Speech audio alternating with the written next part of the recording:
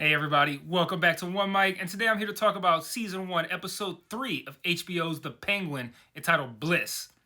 I like this title because I think it has a little bit of a dual meaning. Like, on the surface, it's named after the drug that Sofia and Oz intend to use to take over Gotham and the effect that it has on its users. We learned in this episode that Sofia got it at Arkham. But I also think it speaks to the problem it's solving as well. You know, it's solving for a flood, and no pun intended, a flood of despair in Gotham following the events of the Batman film.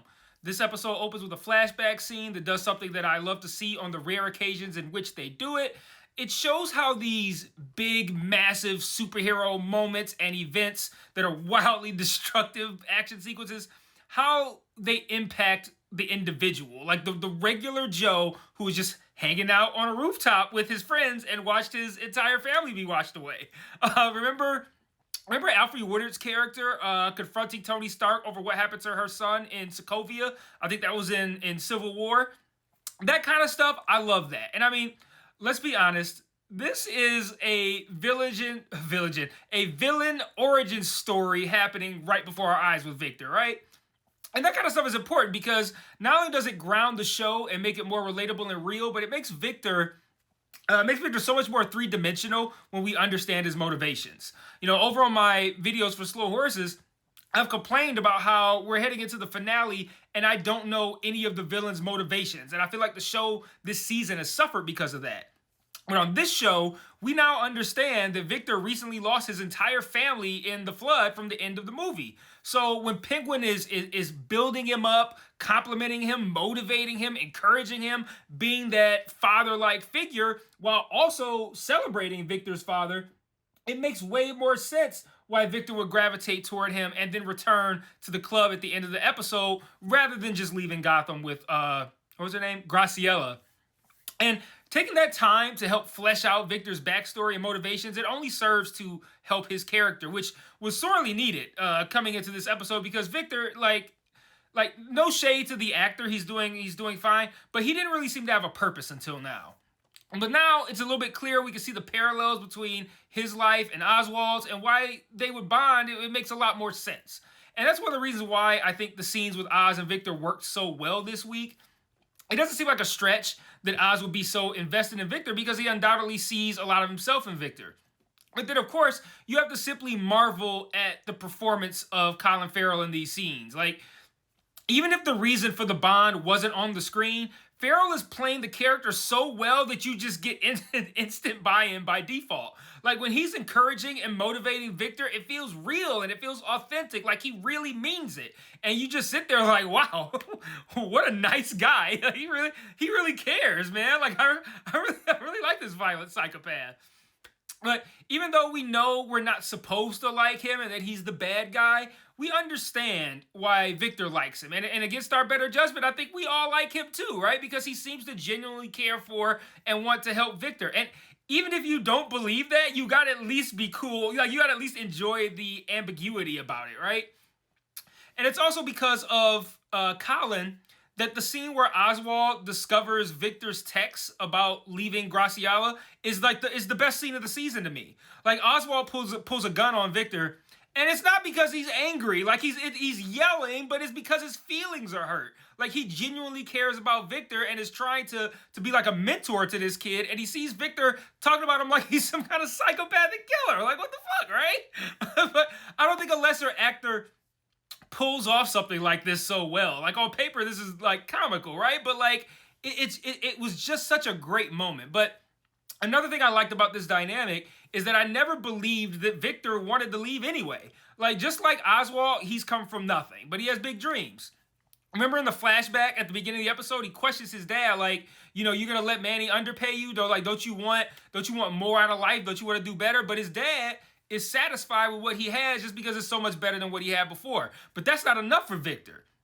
So even though they butt heads, Victor and Oz are going to be invariably linked because they're the same. Like, they both come from nothing. They both aspire to be great. Oz sees himself in Victor, and in Oz, Victor is getting the encouragement and the opportunities that he needs in order to make something of himself too, just like Pinchy gave Oz. So all that to say, This episode did a lot of great character work that I really appreciated, and I really enjoyed this episode. Hey everybody, I just want to take a small break from this review to talk about the various other ways you can engage with me on other platforms.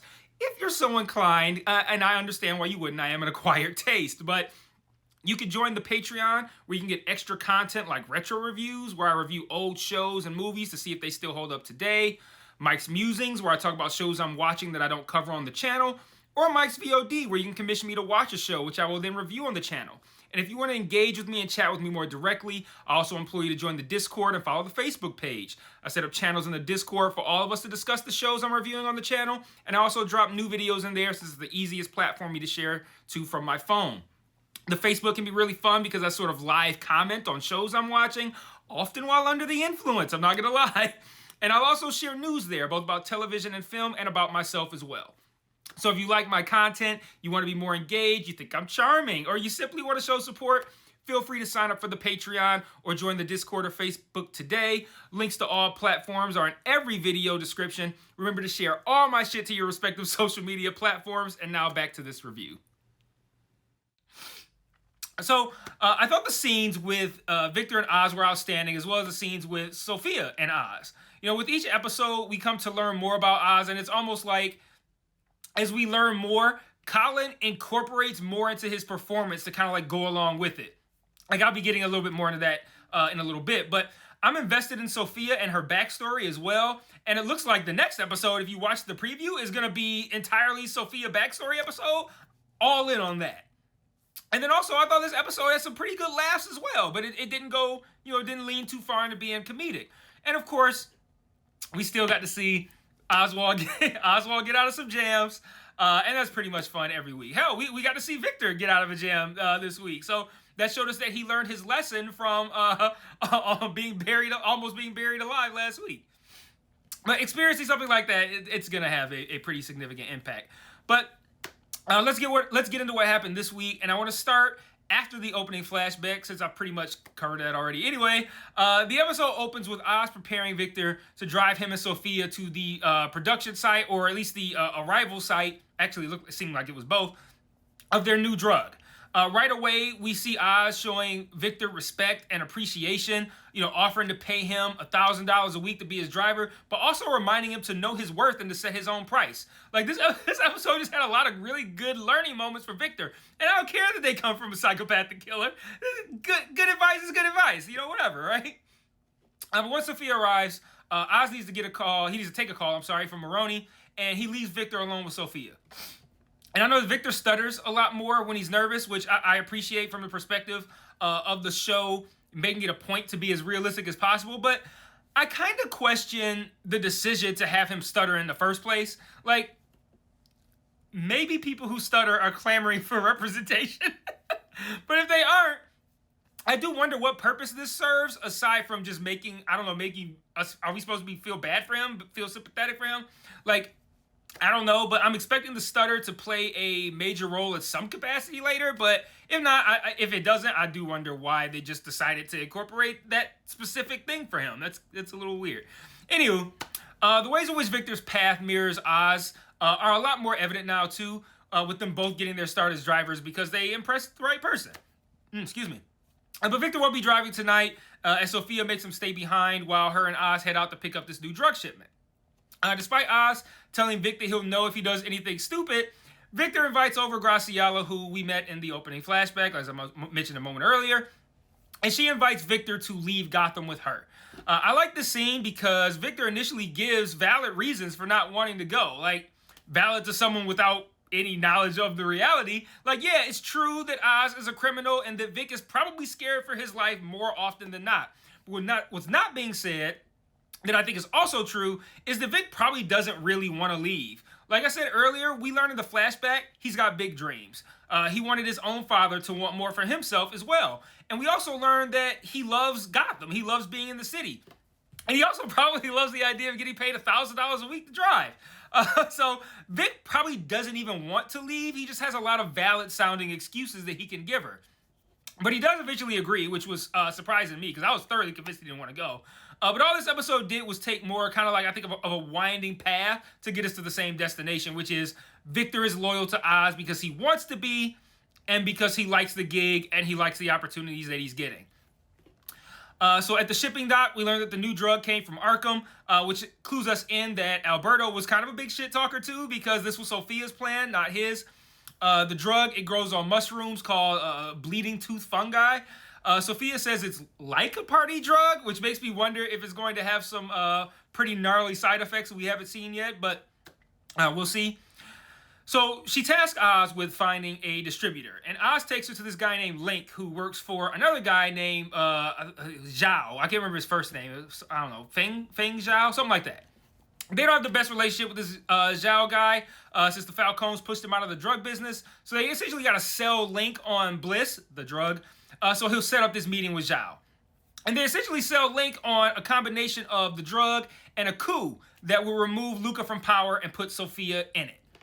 Link calls bullshit on this, like why would they do this? But Oz says, like, look, like Vitti, even Johnny Vitti is in on this shit too. So Link says that he wants confirmation from Vitti himself that he's in on this little coup plan.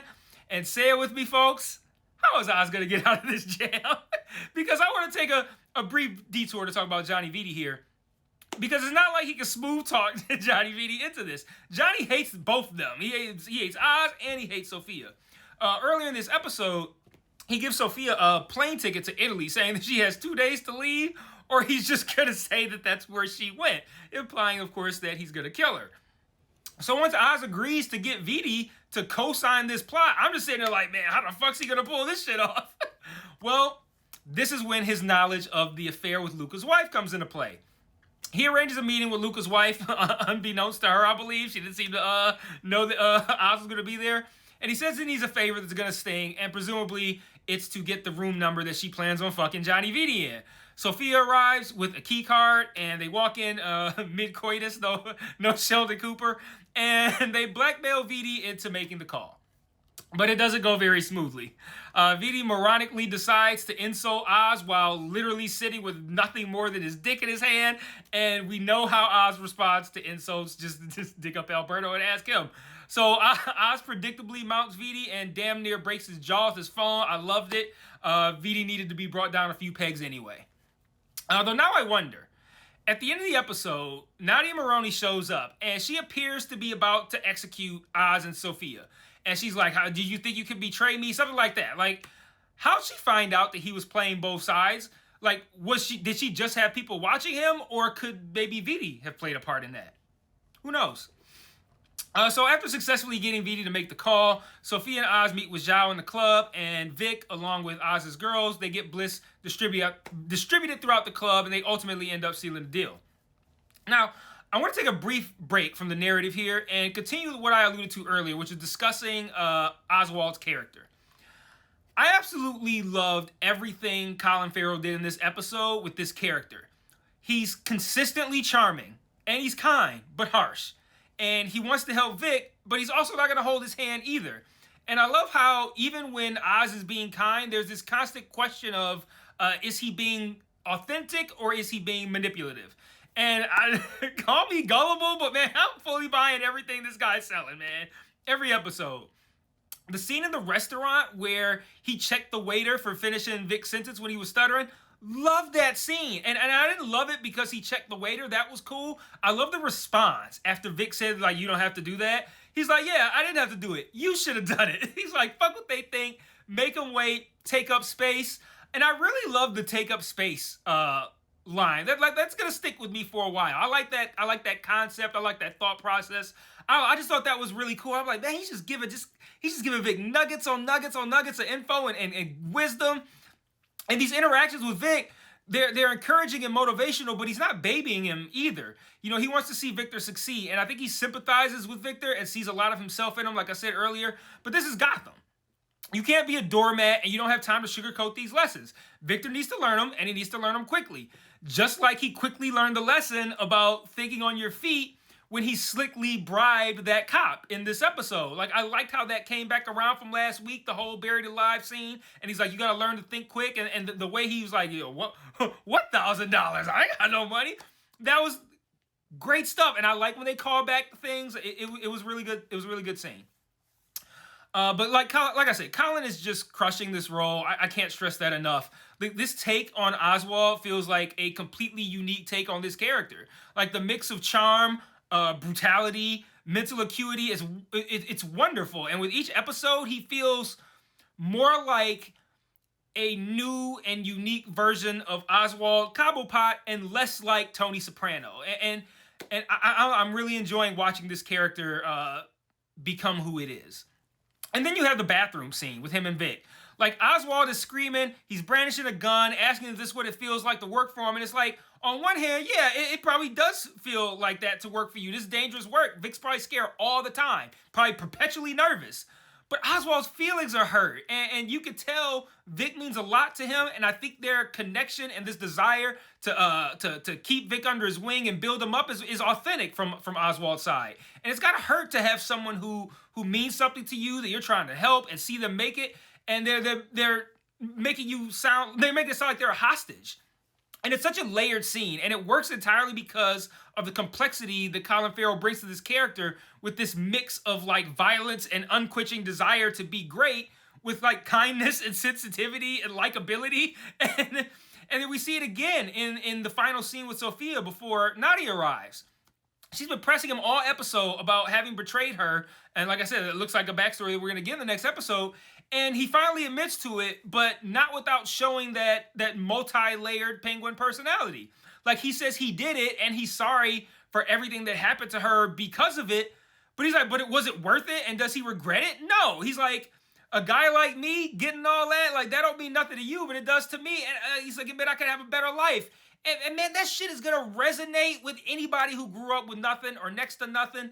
Like, shit, like, that's how I feel every time one of you leaves a comment about how you fuck with my videos, or you're like, you should get more views. I don't understand how you not more popping. These are the best insert TV show reviews on the internet. That's exactly what I think. Like, a guy like me, from where I'm from, getting all this love from strangers, and he's like crying through the shit. Like, if this is manipulation of the highest order, because he's got me eating out of the palm of his hand, that's for sure. It was just a great scene, man. And this episode ends with Nadia capturing them and then Vic saving them, like I mentioned at the beginning. And just, like, again, really good episode, man, from getting out of jams to the humor, but most importantly to this really strong character work. And not just individually, but the relationships between the characters, Oz and Vic, Oz and Sofia, the performances. It was a really good episode all around, man. But let me know what you thought about it in the comments. And until next week, peace.